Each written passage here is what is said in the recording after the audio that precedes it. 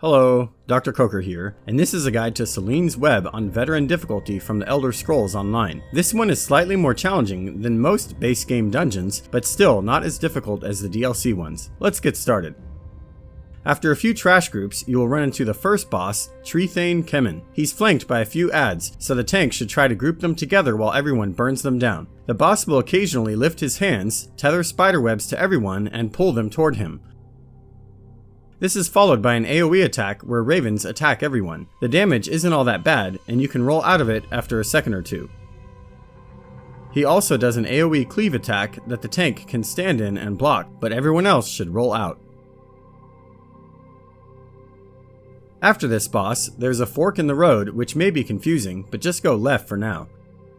You'll go through a corridor and off a cliff, and then find the second boss, Longclaw.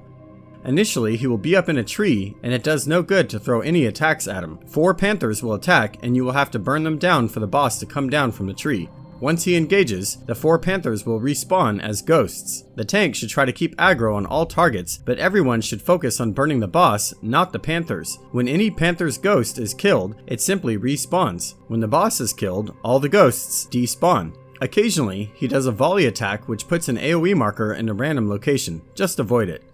He also spawns AoE poison clouds that have similar red markers that should also be avoided. Proceed through these vines, and after more trash, you'll find the third boss, Queen Aklayah. This boss is fairly straightforward. The tank should face her away from the group as she will occasionally drop AoE damage in front of herself.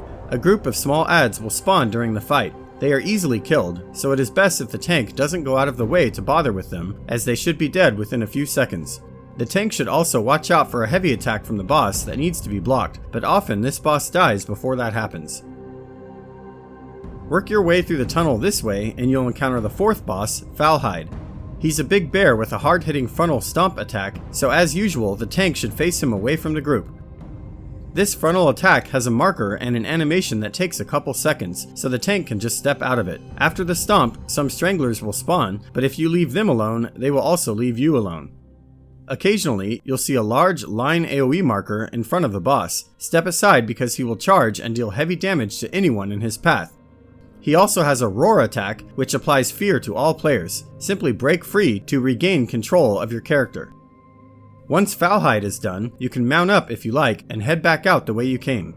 Back in the room where you killed Queen Aklayah, you will now find the fifth boss, Mennir Many-Legs. She will spawn lots of spider adds during the fight, but they die easily, so the tank should not go out of the way to pick them up if it's too much trouble.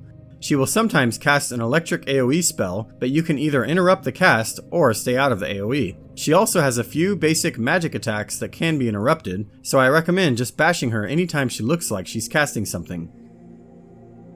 Once she's dead, a new path is revealed through these vines.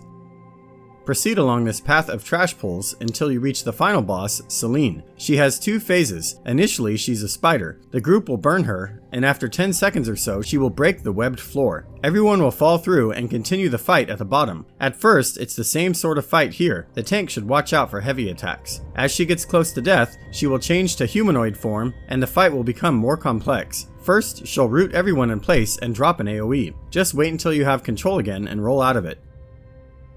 A few adds will spawn. The tank should pick up the adds wielding 2-handed weapons because they do heavy attacks that will deal serious damage to non-tanks. One of the adds is a healer, and it should be interrupted every time it heals her if you don't want the fight to last forever. DPS should also prioritize killing the healer. This next one is important. Selene will sometimes pause for a moment like she's inhaling, then suddenly a bear spirit will pounce attack from her body.